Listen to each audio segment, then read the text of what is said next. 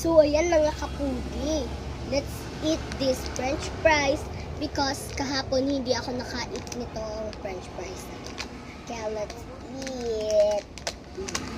Ketchup and ano siya, and cheese.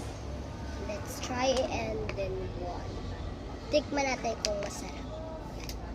One.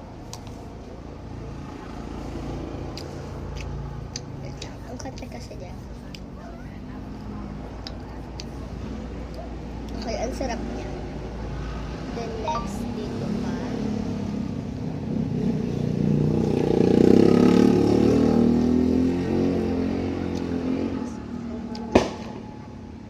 Ang sarap ng ketchup niya. Mga kapudi.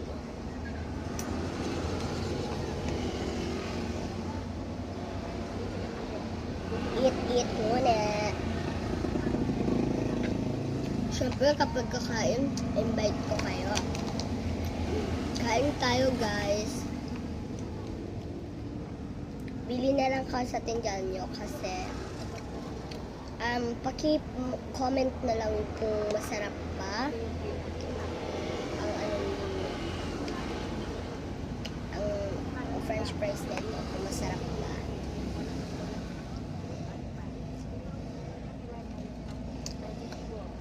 I-rate ko to para sa akin 100%.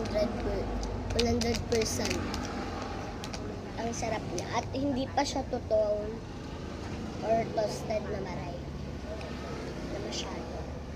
Sorry guys, nagbibigay ko lang kasi Bicolano kaya marunong din ako mag-Tagalog. Ayan, hinahati-hati ko kasi ang sarap eh. Parang ayoko na huminto kumain.